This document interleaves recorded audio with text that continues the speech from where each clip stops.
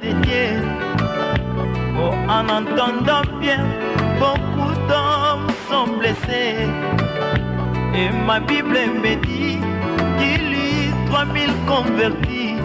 Mais pourquoi pas dans notre temps? D'un côté la parole est allégée, ils l'ont rendu faible pour plaire à leurs fidèles. Bien que de l'autre côté, la parole est bien prêchée, mais l'incrédulité envahit les hommes.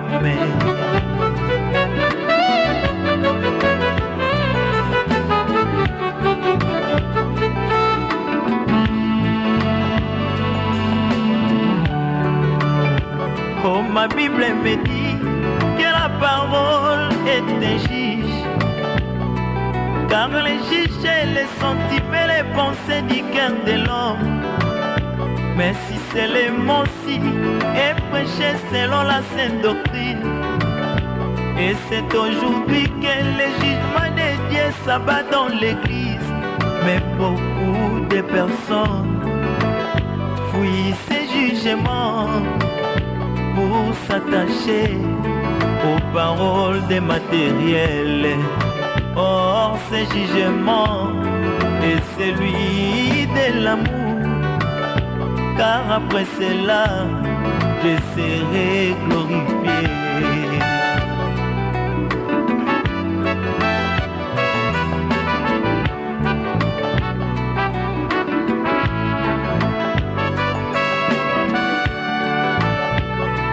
Comme une lettre d'un époux à son épouse, il me l'a envoyé par les... Bonsoir, fidèles auditeurs de Mémo Radio, dans son émission Que la lumière soit.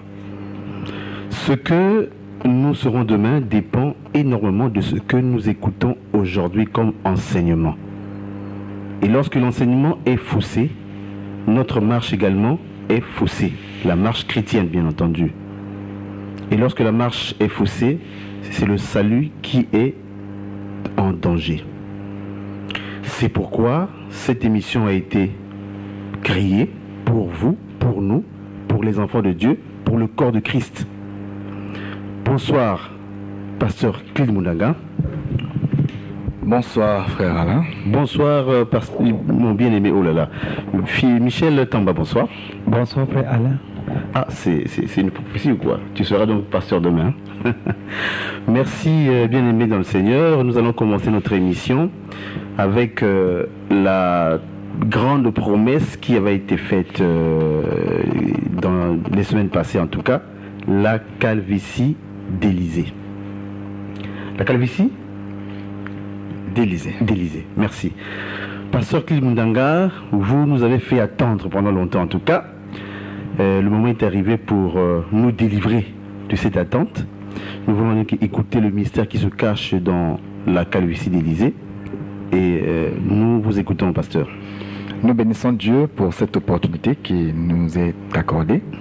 Nous voulons saluer toute la Mémo Radio et la grande famille de l'église Mémo. Et nous pensons à l'homme de Dieu, l'apôtre Guy Ongania, que le Seigneur se souvienne de lui, de sa famille en Adam et la famille en Christ. Comme nous disons, il y a une famille en Adam et il y a aussi une famille en Christ. Comme on dit, on peut être frère en Adam, mais il faut être frère en Christ pour que le salut soit expérimenté. Mais en passant, nous saluons l'homme de Dieu et que le Seigneur bénisse non seulement lui, mais toute sa famille en Adam. Que la lumière soit. Nous voulons aussi déjà informer nos auditeurs que la semaine prochaine, certainement, nous allons balancer pour la journée, précisément la matinée. Donc 10h15 à 11h, ce seront donc là les heures que vous pourrez nous suivre lundi, mardi, jeudi et samedi. Voilà un peu le programme que nos auditeurs doivent commencer maintenant à noter. Et c'est suite à vos doléances que nous avons avec la chaîne trouvé cette cette opportunité-là. Donc nous saluons et au fur et à mesure que nous avançons, si vous voulez intervenir, vous pourrez donc intervenir au 04 020 26 98 04 020 26 98. Notre numéro même à la fin vous l'aurez, c'est hors antenne. Mais par rapport à l'émission, c'est par ce numéro que vous pourrez nous joindre. Mais même par SMS, nous pourrons recevoir pour que ça aille un peu plus vite. Voilà, frère Alain, en entrée de jeu, nous voulons parler ce soir, toujours dans les villes de refuge. Nous ne parlerons plus de les villes elles-mêmes ou encore des bons lieux autour de la ville. Mais nous parlons ce soir des 42 villes. Oui. L'Écriture dit que Moïse avait donc ordonné au peuple ou encore à ses frères lévites, parce que Moïse est lui-même lévite, à ses frères lévites de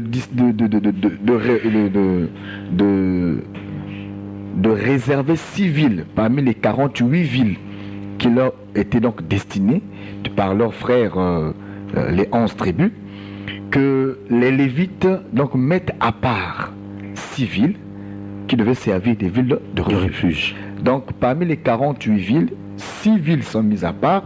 Nous avons déjà expliqué ici que les 6, ça parlait d'un nombre qui devait être mis à part. Et les Lévites devaient garder 42 villes. Donc 42, c'est ce qui reste avec les Lévites. 6, c'est l'offrande des Lévites. Parce qu'un Lévite offre seulement 6. C'est très important. Un Lévite doit offrir seulement le chiffre 6. C'est très important parce qu'un Lévite ne peut pas offrir autre que 6 villes. L'offrande des Lévites, c'est 6 villes. Là, vous insistez, mais vous nous amenez à poser la question pourquoi seulement 6 villes? En fait, c'est la beauté de Christ qui me fait rigoler. Et si j'insiste, ça commence déjà. Il y a un appel. Vraiment supporter que nous puissions parler un peu. On n'a même pas encore démarré. On n'a vraiment pas encore démarré. Supportez-nous, nous vous prions vraiment. Écrivez-nous, ce serait mieux pour que nous puissions avancer. Écrivez, que ce soit par le MTN ou par le Wari. Si c'est un SMS, ça ne pose pas problème parce que les deux numéros sont là. 04 020 26 98 06 945 35 24. Voilà. Donc, je disais, frère Alain, j'insiste parce que je vois un gibier. Je vois un gibier. Vous savez, quand un chasseur remarque un gibier en bonne position, il ne peut que rire. Exulte. Voilà, il est content parce qu'il voit que là, il y a un gibier, il y a la vie qui est là. Donc, c'est une écriture où l'on peut passer si rapidement, mais quand le chasseur voit, il sent que là, ce n'est pas, l'herbe ne s'agite pas en vain. Il y a un gibier ici, il y a à manger. Voilà. Donc, les Lévites ne peuvent donner que 6 villes. Très important parce que l'offrande des Lévites, c'est l'offrande des 6 villes. Maintenant, quand les Lévites offrent 6 villes, donnent 6 villes, consacrent 6 villes pour, comment on appelle ça, pour servir de refuge, l'Écriture dit que les Lévites gardent 42. C'est là où nous sommes. Pourquoi les Lévites gardent 42? Pourquoi les Lévites eux-mêmes garderont 42 comme un héritage? Mais 6 sera donné.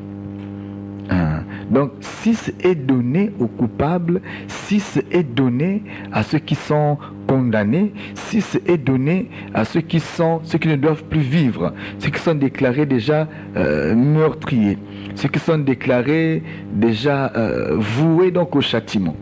Ceux qui ne doivent plus vivre, qui n'ont pas droit à la vie, qui n'ont plus la vie en fait, c'est eux qui prendront l'offrande du 6.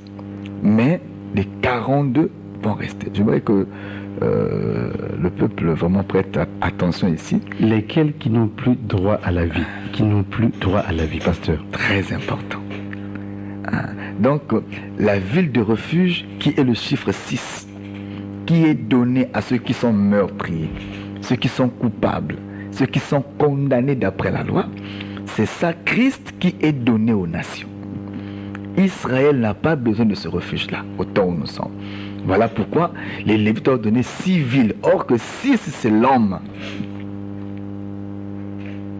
Donc quand on donne 6 villes, en fait, on a donné une ville qui est tout un prophète, c'est-à-dire notre Seigneur Jésus-Christ, qui est donné pour le repos de ceux qui sont condamnés, le repos de ceux qui sont meurtriers, ceux qui ne doivent pas vivre. Or que d'après la loi, c'est nous qui étions meurtriers, qui ne pouvions pas vivre, et il nous fallait donc trouver le refuge dans l'homme de Jésus, qui est la véritable ville de refuge au temps où nous sommes. Maintenant, vous comprenez déjà que ceux qui gardent les 42 deviendraient un autre peuple. Les Lévites gardent 42 villes. Maintenant, 42 villes nous emmènent jusqu'au prophète Élisée. C'est très important, frère Alain, parce que nous avons remarqué que Élisée devrait maudire les enfants. Et quand il devrait maudire les enfants, l'Écriture dit, les enfants qui s'étaient moqués de sa calvitie devaient être donc maudits.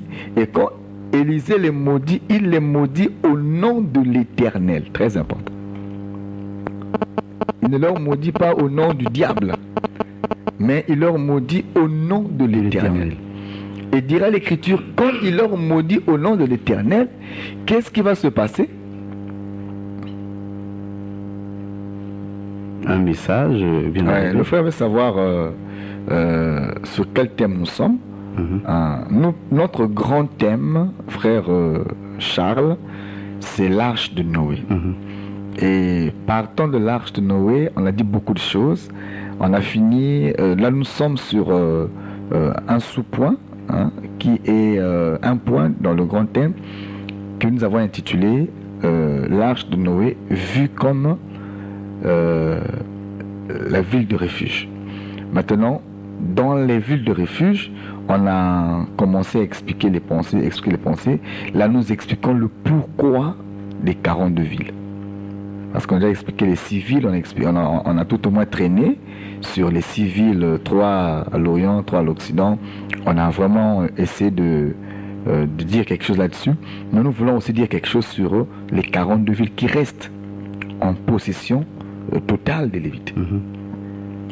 Donc, nous avons vu le prophète, quand les enfants se moquent de sa calvitie, le prophète maudit les enfants au nom de l'Éternel. Très important. Il y a la malédiction au nom de l'Éternel. Il y a aussi la malédiction au nom d'autre chose.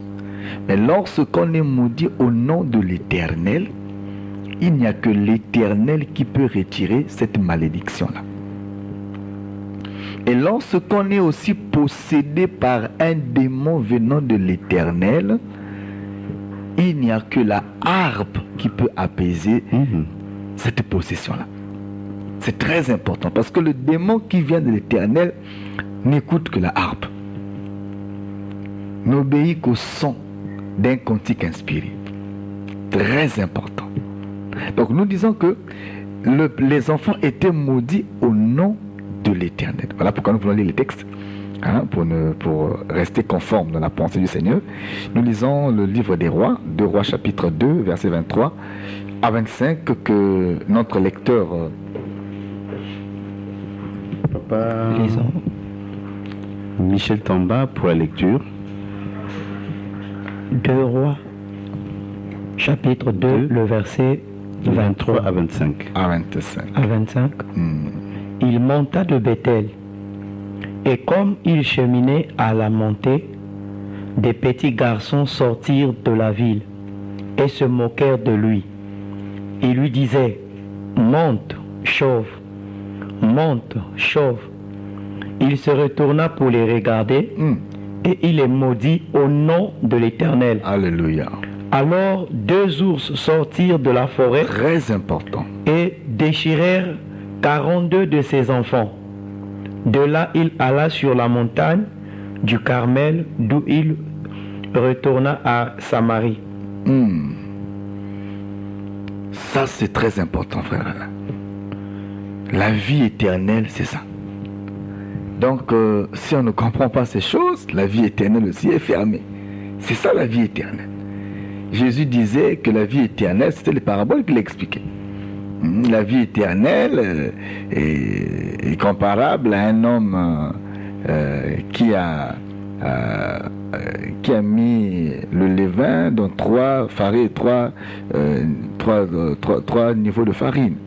Voyez-vous, c'est ça la vie éternelle. La vie éternelle est semblable à un trésor qu'on a caché dans un champ. Et pour qu'on puisse le retrouver, il faut donc acheter le champ. Et voilà, on peut rester. Donc il faut aller tout vendre pour acheter le champ, pour avoir le trésor. Donc le champ là, pour acheter ça, il faut tout vendre. Très important.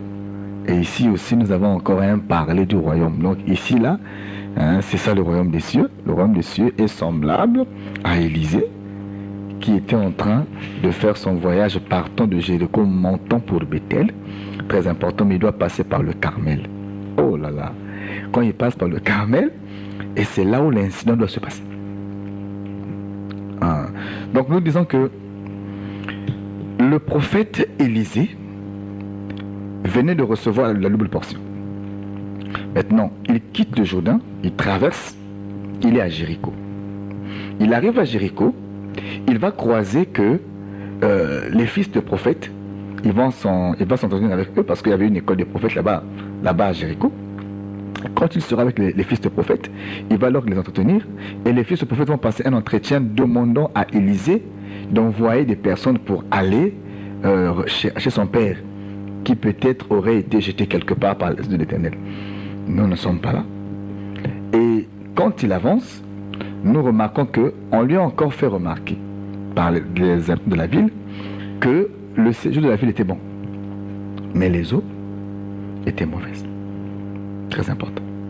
Donc, avant que cette scène ne se passe, Élisée doit guérir le mal de la ville. Parce que le rapport qu'on lui a fait, c'est que le séjour est bon. Le séjour vraiment de la ville est bon, mais les eaux sont mauvaises. Voyez-vous? Or que les eaux contenaient de la mort. Les eaux répandaient la mort. La mort, c'est les ténèbres. Voyez-vous? Ça veut dire que les ténèbres avaient couvert la ville de Jéricho. Maintenant, il faut que Élisée déclare la lumière, que la lumière soit, pour que les ténèbres disparaissent. Voyez-vous? Pour que la mort se retire. L'Écriture dit que Élisée a pris un plat neuf très important, sur lequel il a mis du sel. Il est allé à la source des eaux. Il a assaini la source. Et la vie est entrée dans la ville. C'est très important. Nous disons aussi qu'aujourd'hui, il y a beaucoup de temples, il y a beaucoup de lieux où le séjour est bon, mais les eaux sont mauvaises. Parce que l'eau, c'est la parole. Le séjour peut être bon, frère, c'est bien. Mais les eaux, c'est le problème. Ce qui est plus important, c'est pas le séjour, c'est les eaux. Parce que s'il n'y a pas l'eau, il n'y a pas la vie. Voyez-vous, un jour on a fait remarquer à Jésus la beauté du temple de Jérusalem. On l'a fait remarquer. Jésus a dit, bon, c'est bien, le séjour est bon, mais les eaux sont mauvaises. Voyez-vous. Et un jour quand il fixait le temple, il a regardé le temple, il dit, les gens voulaient le faire remarquer la beauté. Non, il ne restera pierre sur pierre qui ne soit détruit. Et alors quand il va plus loin, il regarde le peuple et il dit tombeau blanchi. C'est-à-dire que le séjour est bon, mais dans le fond, les eaux sont mauvaises. Il n'y a que la mort. Ça parle aussi des lieux où vous avez tout le confort qu'il faut. Mais ce que vous écoutez, les eaux sont mauvaises. Ça parle vraiment dans ce parler-là. Ça parle de Moïse, de beaucoup de choses, mais de façon simple. On peut prendre ça comme un lieu vraiment où nous avons un luxe hors norme. Vraiment, quand vous rentrez, vous avez l'impression que l'esprit est là. Mais quand vous voulez prendre un peu d'eau, vous vous rendez compte qu'il y a la mort. Donc le séjour est bon, mais les eaux sont mauvaises. On n'est pas contre les climatiseurs, on n'est pas contre la beauté, tout cela, on n'est pas contre ça. C'est aussi bien. C'est aussi bien dans le sens de lier l'utile à l'agréable. Mais avant qu'il ait l'agréable, il faudrait qu'il ait aussi l'utile, c'est très important. Donc c'est bien d'avoir le beau séjour, hein, le beau confort, mais il faut veiller sur les eaux. Parce que quand le prophète vient, ce n'est pas le séjour qui l'intéresse. Ce qui intéresse le prophète, c'est la qualité des eaux. Très important. Alors quand il finit avec cette étape-là, nous disons que les eaux, c'est la mauvaise parole. Hein? Les eaux qui autorisent la mort, la mauvaise eau, c'est la mauvaise parole. Et il faudrait que le prophète vienne assainir ces eaux-là. Vienne assainir les eaux. C'est-à-dire que vienne ramener le faux enseignement à la conformité apostolique. Lorsqu'il finit avec cette scène, il doit maintenant aller vers Bethel. Maintenant, quand il va pour Bethel, il quitte Jéricho, il va vers Bethel. En partant vers Bethel, l'Écriture dit qu'il montait vers Bethel. Donc Bethel était en position élevée par rapport à Jéricho. Maintenant, quand il est en train d'aller vers Bethel, je rappelle que Bethel n'est pas loin de Jérusalem. Quand il est en train de partir vers Bethel, l'Écriture m'enseigne qu'il devait passer donc par le Carmel. Maintenant, quand il est en train de marcher vers Bethel, il y avait des enfants. Parce qu'après, après avoir maudit, il fera le détour vers le Carmel et il rentre dans la Samarie. C'est très important. Ce mouvement-là est tout un enseignement. Lorsqu'il est en route pour Bethel, l'Écriture m'enseigne qu'il va rencontrer des enfants. Quand les enfants sortent, les enfants vont remarquer le prophète en train de monter. Les enfants n'ont rien vu d'autre que la calvitie du prophète. Mais qu'est-ce que les enfants ont à voir avec la calvitie du prophète? Élisée n'avait pas qu'une calvitie, il avait aussi les vêtements d'Élie, qui étaient au moins remarquables à vue d'œil. Vraiment, Élisée avait autre chose en lui. Voyez-vous, Élisée avait un bâton, par exemple, qu'il avait donné à Géasi. Mais ici, nous remarquons que ce qui intéresse les enfants, c'est la calvitie.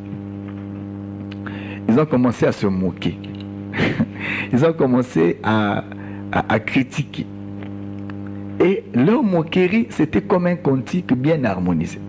Monte chauve, monte chauve. Donc le refrain de leur moquerie, c'était monte chauve, monte chauve.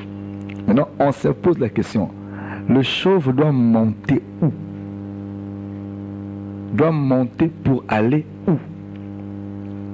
Monte chauve. Où voulait-il, ces enfants, que le chauve aille? Quand on dit monte chauve, ça veut dire quoi? Parce que dans un autre parler, c'est l'aigle qui est chauve. Est-ce qu'on demandait à l'aigle de déployer ses ailes? Monte chauve, monte chauve. Il y a un pourquoi qui est là-bas. Maintenant, nous voulons comprendre parce que quand les enfants se moquent de la calvitie, parce que le chauve, c'est celui qui n'a pas de cheveux sur la tête. Maintenant, quand on se moque de la calvitie d'Élisée, Élisée se retourne et il maudit les enfants au nom de l'Éternel. Dit l'Écriture, quand les enfants sont maudits, alors 2 ours, très important, 2, pas 3, pas 4, 2, vont sortir et vont dévorer 42 enfants.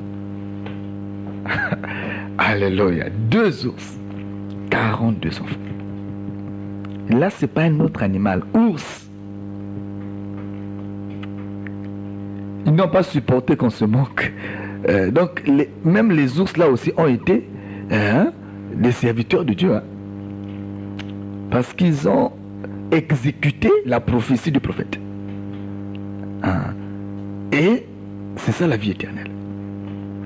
Maintenant, nous voulons expliquer ceci. De façon simple. Nous savons qu'il y a beaucoup à dire là-dessus. Et comme nous sommes sur le plateau, donc on donnera ce qui est essentiel. Élisée, qui est en train de quitter Jéricho pour aller vers Bethel, mais il est en train de monter vers Bethel. Nous prenons ça, Jéricho est autrement appelé la ville des palmiers. Or que le palmier d'après la prédication des psaumes, donc de David, ça parle des justes. Donc Jéricho, c'est le territoire d'un peuple juste. Et quand nous voyons Jéricho, c'est là où était donc la toute première ville où le prophète commence l'exercice. Parce qu'il traverse le Jourdain, il tombe à Jéricho. Voyez-vous? Et nous voyons que quand il quitte au-delà, il quitte l'éternité, il entre dans le temps à Jéricho. Jéricho, c'est l'espace qui est la ville des palmiers. Or, le palmier, c'est le juste. Le juste croîtrait comme un palmier. Le palmier, c'est le juste. Donc, la ville des justes, qui était considérée comme la ville des justes, c'était donc le peuple d'Israël. Ou encore la nation d'Israël. Prenons ça comme ça. La nation d'Israël. Alors, tu remarqueras que lorsque le prophète est resté là, il devrait assainir les eaux là-bas. Il devait assainir Moïse. Quand il finit d'assainir les eaux, maintenant, il continue sa course. Il doit aller à la montagne. Voyez-vous? Quand il montait, il partait pour aller vers Bethel. Très important. Mais pour aller à Bethel, il doit aller passer par la montagne. Il y avait plusieurs voies, mais il doit passer par la montagne. C'est très important. Maintenant, quand il passe par la montagne, c'est là où les enfants se moquent de lui en disant « monte chauve, monte chauve ». Nous disons ceci. Les enfants qui se moquaient de la calvitie du prophète, c'est le peuple, une partie du peuple d'Israël. Je prends Jéricho comme la nation d'Israël. Je prends les enfants comme le peuple d'Israël. Très important. Donc là, les enfants qui se moquent donc du prophète, c'est ça les enfants d'Israël. Ou encore les enfants de Jérusalem. Voilà. Ils sortirent de la ville. Ce sont les enfants de Jérusalem. Donc ce qui est en train de se passer, se passe sur les enfants de Juda. Alors qu'est-ce qui va se passer, frère Alain? Quand ils se moquent, ils disent monte chauve, monte chauve. Dans le livre de Lévitique, l'Écriture nous dit que celui qui est chauve de devant ou derrière, donc celui qui manque les cheveux à la partie du devant ou de l'arrière, qui a une calvitie est déclaré chauve. Voyez-vous? Donc quand on parle de la calvitie, chauve, c'est la même chose en fait, dans le langage de la Bible. Maintenant, l'Écriture dit qu'ils se sont moqués de la calvitie du prophète. C'est quoi la calvitie du prophète? Nous savons que plusieurs ont annoncé que la calvitie, c'était donc l'image de la malédiction. Mais nous voulons vérifier dans les Écritures si vraiment la calvitie, c'est une malédiction. Donc, le lecteur va nous aider avec le livre de Lévitique, chapitre 21. Verset 8. Lisons ce qui est écrit dans le livre de Lévitique chapitre 21, le verset 8. Attends. Lis le Lévitique chapitre 13, verset 40.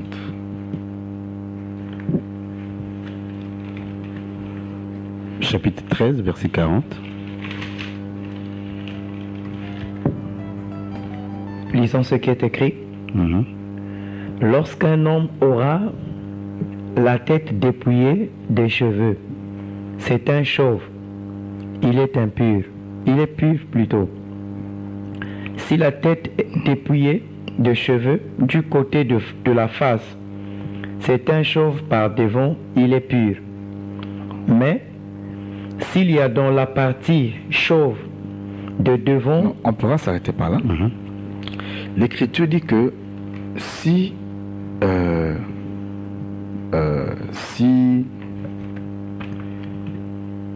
quelqu'un a une tête dépouillée, donc si quelqu'un est chauve, donc sa calvitie est une sainteté, c'est-à-dire qu'il est pur, il est saint.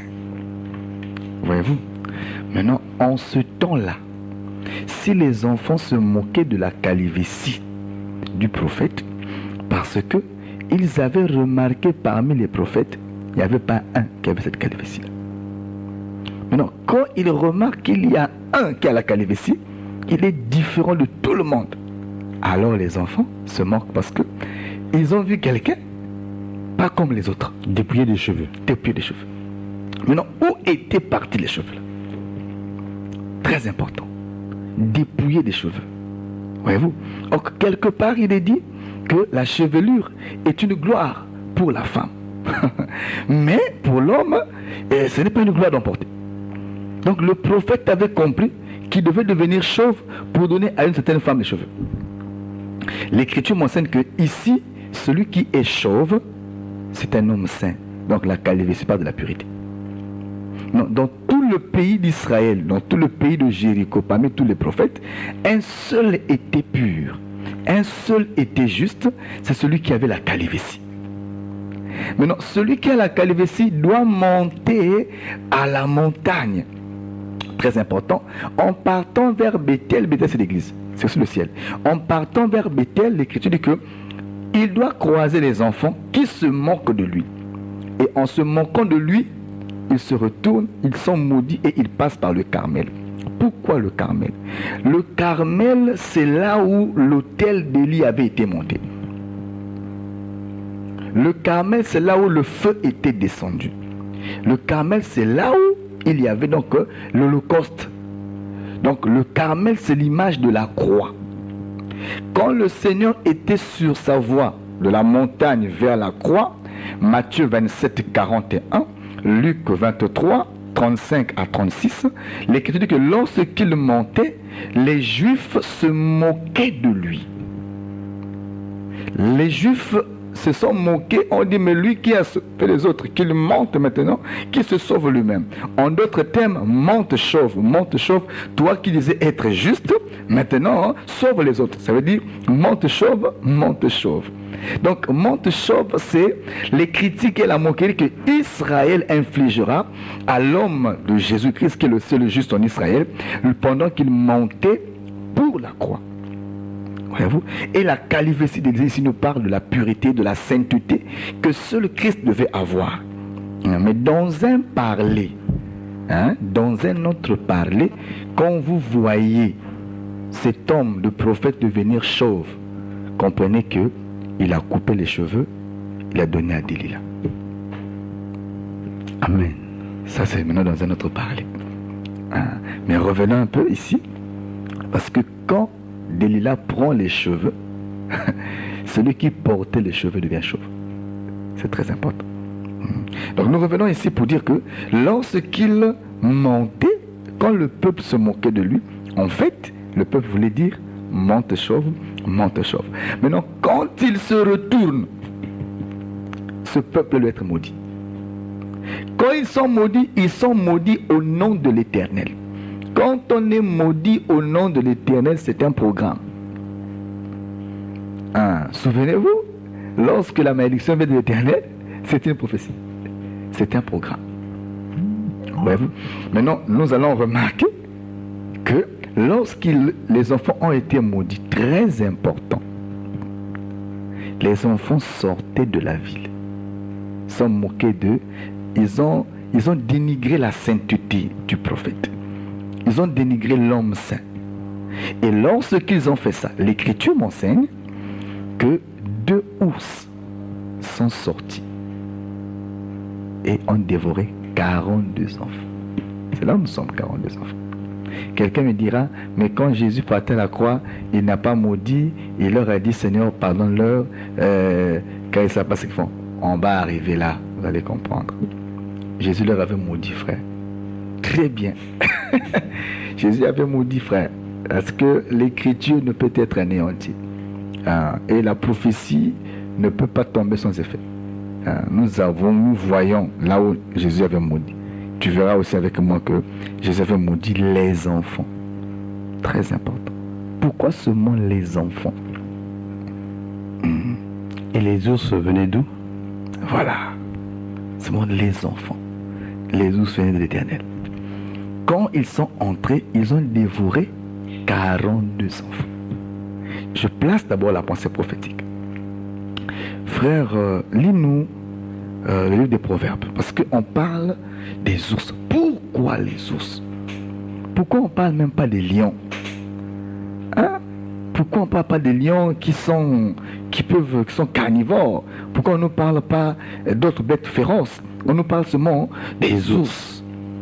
Pourquoi les ours? C'est quoi le mouvement des ours? Le frère va nous expliquer pourquoi les ours. Proverbe chapitre 28, verset 15. 28 ou 18? 28, verset 15. Okay. Lisons ce qui est écrit dans Proverbe 28, verset 15. Comme un lion rugissant est un ours affamé, ainsi est le méchant qui domine sur un peuple pauvre. Oh, reprends ça, bien-aimé. Oh là là. Alléluia. Comme un lion rugissant est un ours affamé. Comment? Lis ça bien. Comme un lion rugissant est un ours affamé. Comment ça? Ainsi est le méchant qui domine sur un peuple pauvre. Voilà. Tant qu'on regarde dans l'autre Bible, Proverbe 28, verset 15. Proverbe 28, verset 15. Le frère disait oui, vas-y. Comme un lion rugissant est un ours affamé. Ah, voilà. Comme un lion rugissant et un ours affamé. Vas-y. Ainsi est le méchant qui domine sur un peuple pauvre. Très important. Donc ici on dit comme un lion rugissant et un ours affamé. Ok. Donc si les ours viennent dévorer parce qu'ils avaient faim.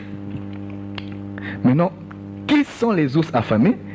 Le proverbe nous dit ce sont les méchants qui dominent sur un peuple pauvre. Donc ce sont des nations qui domineront sur un peuple pauvre. Donc les deux ours qui viennent dévorer 42 enfants. Faut pas dire que non, Élisée, c'est pas Kolingabanate, c'est un mouvement prophétique, frère. Hein? C'est un mouvement prophétique. Et au Senga, Ndimbola, s'il n'y a pas l'explication, tu vas critiquer pour rien. Maintenant, Ndimbola dit Oyo, s'il avait maudit les enfants, c'était un mouvement prophétique. C'est-à-dire, il était en train de prophétiser que le peuple qui s'est moqué du prophète et de sa calvitie lorsqu'il montait sera châtié, sera détruit par deux ours. Or que les deux ours sont deux personnes ou deux nations puissantes. Mais ici, les deux ours qui doivent dévorer 42 enfants, je place ça dans la prophétie. C'est la bête qui monte de la terre et la bête qui monte de la mer, Apocalypse 13, qui devront attaquer, détruire Israël, je vais dire les enfants, pendant 42 mois. 42 enfants, ça parle de 42 mois. Et les 42 mois, c'est un temps, des temps et la moitié d'un temps. C'est la durée de temps où les deux ours, c'est-à-dire que la bête qui monte de la mer et la bête qui monte de la terre, devront dévorer les enfants qui sont moqués d'Israël. Parce que pendant 3 ans et demi, la bête va essayer, il ne pourra pas rentrer parce que les deux ouins seront là pour enseigner, nourrir Israël, parce que la femme qui avait reçu les ailes, Apocalypse 12, était partie pour être nourrie pendant un temps, des temps et la moitié d'un temps, qui est égal à 42 mois. C'est-à-dire 3 ans et demi, une demi-semaine d'année. Voilà. Donc les 42 enfants, prophétiquement parlant, ça annonçait le châtiment pendant 42 mois que le peuple d'Israël va recevoir par les deux ours qui seront donc la bête qui monte de la terre et la bête qui monte de la mer, c'est-à-dire la Rome politique et la Rome religieuse. On y arrivera parce que ça peut, avec le temps. Mais la reine religieuse, c'est entre nous. Il ne faut pas dire ça à côté. Vous connaissez les personnes qui me portent les robes là, c'est eux. On va arriver quand on va toucher ça. Mais ça reste un peu entre nous. Ceux qui mettent les robes avec les bonnets là, c'est eux. C'est eux la Rome religieuse. Donc on va arriver au jour du Seigneur, quand on va parler sur l'Apocalypse chapitre 12 ou chapitre 13, ça dépendra. Donc on comprend que les 42, ça parle d'un temps, des temps et la moitié d'un temps, le temps où Israël vivra le châtiment. Nous savons que après ce temps-là, Israël a été détruit par le général Titus. Nous connaissons dans l'histoire ce qui s'est passé, mais cette prophétie ne s'est pas encore accomplie. Il y a une partie qui s'est accomplie lorsque Israël s'est moqué du prophète qui montait à la croix. Mais le châtiment, Israël doit toujours vivre ça. Après le message des 2 ouins, après 3 ans et demi, les 2 ouins mourront. Quand ils vont mourir, la bête entrera dans le territoire d'Israël. C'est là où la bête va dévorer les enfants. Maintenant, j'en viens à une question qu'un auditeur pourra se poser. Pasteur, vous avez dit que les enfants étaient maudits. Élisée a maudit les enfants. Quelqu'un peut se poser cette question-là, parce que nous aimons les questions. Élisée a maudit les enfants, mais Jésus, quand il est parti à la croix, il n'a pas maudit. Je vous dis aujourd'hui que, en vérité, Jésus avait maudit. Explication. Que la lumière soit. L'Écriture m'enseigne, quand Jésus est allé à la croix, il était nu. L'Écriture dit qu'on l'avait dépouillé. Il n'y a pas un seul verset biblique, tout au moins dans la Bible que nous avons, qui montre que Jésus avait un lingwanda à la croix. Il était nu. On l'avait dépouillé, il était nu à la croix. Voyez-vous, à la croix, Jésus était nu. Maintenant, Jésus est nu à la croix. L'Écriture dit que la nudité du Père est une bénédiction pour la mère, pour la femme, mais une malédiction pour l'enfant.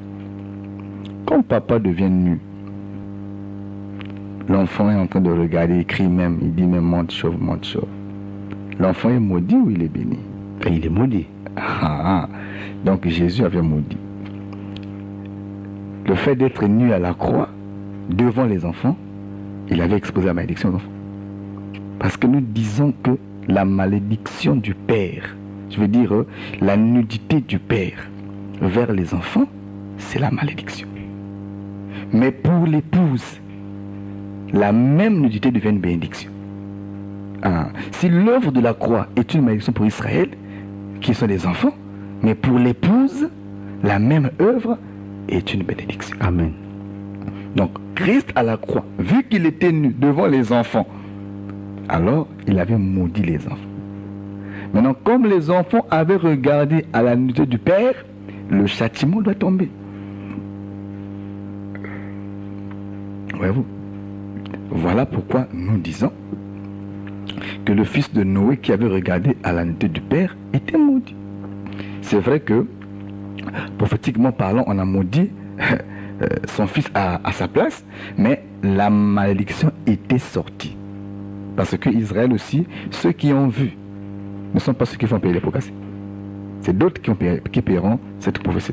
Donc nous disons que c'est le même mouvement. Maintenant, pour descendre, très rarement, on peut plus ou moins que la calvitie d'Élisée, c'est la sainteté du prophète.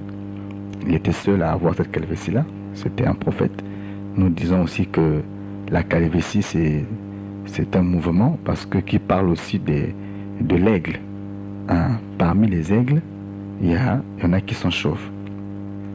Quand l'aigle aussi est chauve, c'est Élisée. Très important. Mais aujourd'hui, Seigneur, parce que l'aigle là aussi c'est un mouvement. Parce que quand il dit monte, monte, c'est l'aigle qui doit monter. Très important. Si Jésus était enlevé parce que c'était un aigle, l'aigle, il a vu les ailes, il est parti. C'est très important. Mais nous voulons descendre. On va lire Lévitique chapitre 21, verset 8.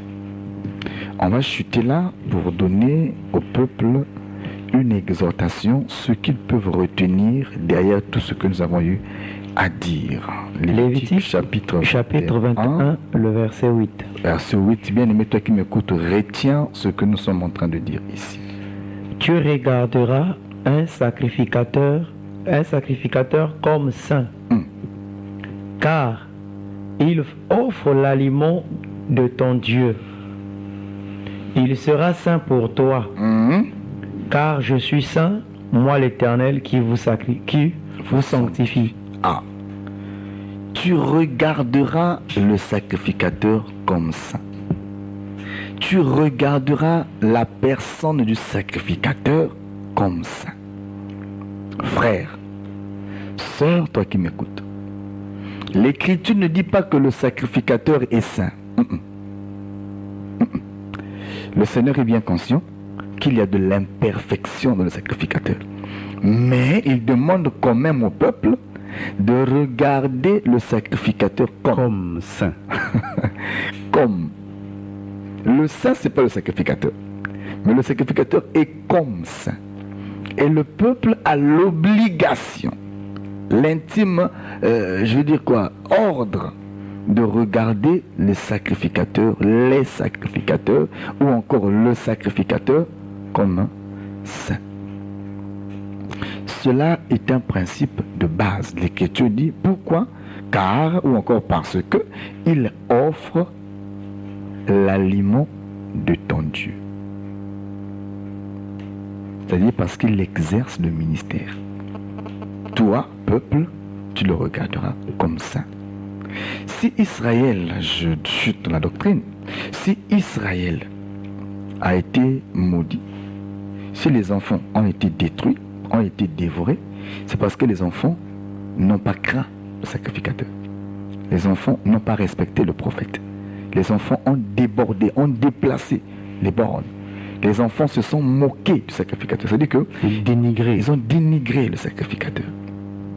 Voyez-vous? Mais comment tu peux voir l'époux sur la tête d'un chauve? C'est pas possible. Le chauve, il ne peut pas avoir d'époux, il est saint. Voyez-vous? Mais ils ont cherché des poux sur une tête qui était chauve. Nous disons, un homme de Dieu, peu importe son état, il reste un homme de Dieu devant le peuple. Il y a des erreurs que nous faisons. Nous pensons qu'à cause de certaines faiblesses, on peut juger un homme de Dieu. Non. L'homme de Dieu est jugé par Dieu. L'Écriture dit, qui es-tu pour juger le serviteur d'autrui? Ah, c'est-à-dire qu'à ce niveau-là, parfois, il y a beaucoup d'embrouilles au niveau des enfants de Dieu. Ah, il suffit d'une certaine faiblesse manifeste. Non. Vous voyez que tout le monde vient retirer le ministère à cet homme-là. Ça ne se passe pas comme ça. Si seulement c'est quelqu'un qui porte l'aliment de ton Dieu, enfant de Dieu, tu regarderas le sacrificateur comme saint. Quand tu as cet enseignement, tu te réserveras à parler mal des serviteurs de Dieu. Vous savez, par une faiblesse d'homme, un serviteur de Dieu peut s'habituer à toi, mais c'est dangereux. C'est très dangereux. Il est plus dangereux d'être proche d'un serviteur de Dieu que celui qui est loin de lui. Parce que quand tu es proche du serviteur de Dieu, il y a un mystère qui se brise. Tu entres dans son intimité. Maintenant, tu viens de découvrir que c'est un homme. Dans toutes ses faiblesses. Dans toutes ses faiblesses. Quand tu n'es pas assez mûr, voyez-vous, pour continuer à le regarder comme saint, malgré son humanité, tu seras frappé comme les enfants étaient frappés. Et là, j'attire l'attention à tous ceux qui ont la charge de travailler autour des hommes de Dieu, qui forment comme la ceinture de certains conducteurs d'église. Frère, si tu veux réussir, reste fidèle et sois quelqu'un qui regarde un homme de Dieu comme saint. Même si sur certains points, vous pourrez avoir des avis divergents, ça ne te donne pas le droit de lui manquer de respect. Même si tu estimes être plus instruit que lui, plus vieux que lui, Je ne sais pas ce que tu as de plus que ton pasteur. Mes frères, reste humble.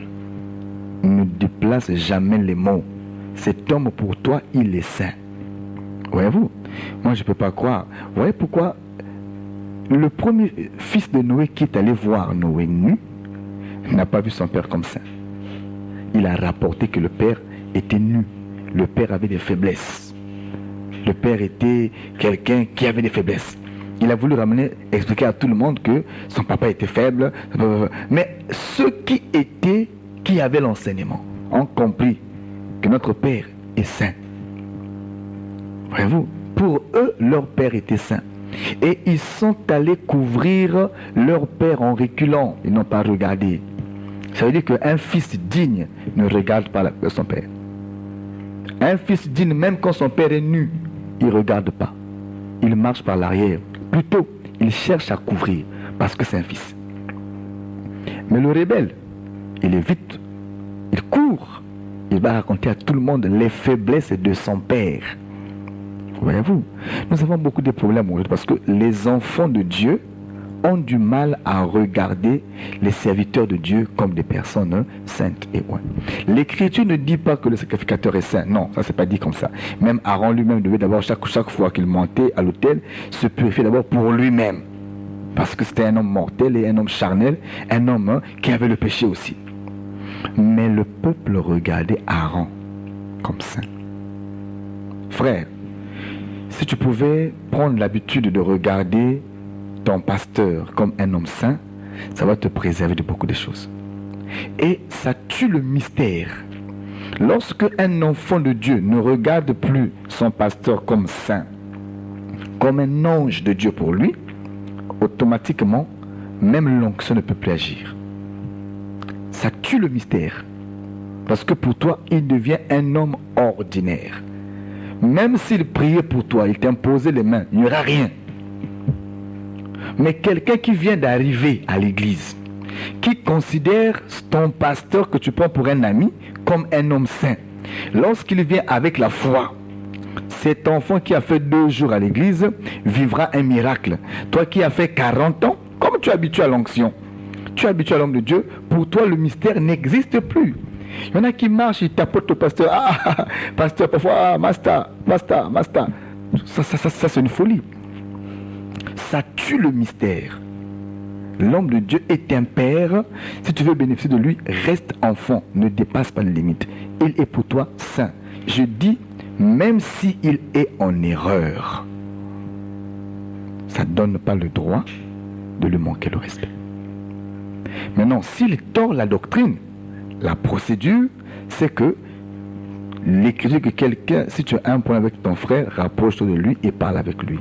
Tu lui apportes les écritures. Maintenant, s'il te résiste, tu insistes, tu peux prendre encore l'autre frère pour essayer d'expliquer au pasteur que là, l'écriture est en train de se tordre. Mais s'il insiste, alors, il n'y a pas d'autre choix, tu te retires.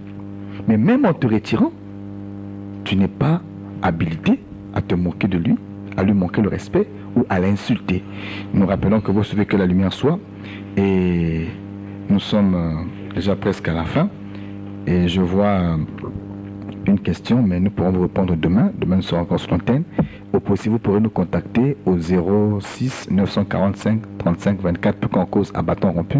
Et toutefois, si vous voulez nous voir en face, alors vous vous rapprochez de nous à la base de Socoprise. Nous sommes au pont de Socoprise quand vous partez du rond-point Ilama pour l'OCI ou encore la brasserie. La première ruelle à droite, il y a une maison en étage. Juste après la maison d'étage, en baie vitrée je crois, vous avez l'église, le rassemblement des saints. Vous pouvez nous voir demain, sinon vendredi nous avons un culte sur place et un thème important aussi que nous sommes en train de développer. Merci. Merci, pasteur Clyde Mundanga. Que le Seigneur soit glorifié après cet exposé. Nous sommes à la fin de cette émission Que la lumière soit, en tout cas pour ce jour mercredi. Le rendez-vous est pris pour demain jeudi. Nous savons que vous serez nombreux à attendre le début de l'émission dès jeudi à 21h40. Alors, que ceux qui ont les oreilles entendent ce que l'Esprit dit à l'église corps de Christ, que ceux qui entendent la parole de Dieu comprennent À bon entendeur, shalom.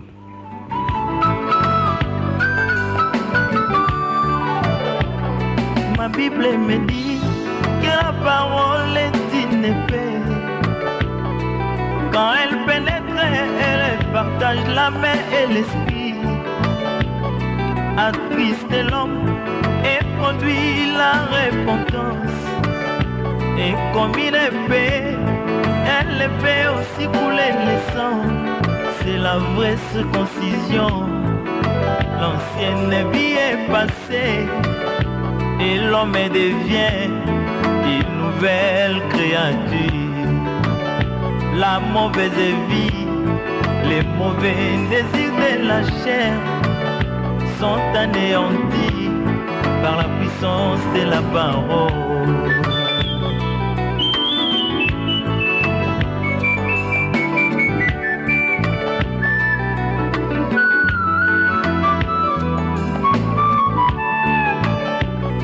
J'ai vu Pierre après les visions du Saint-Esprit.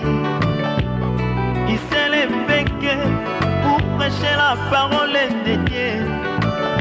Oh, en entendant bien, beaucoup d'hommes sont blessés.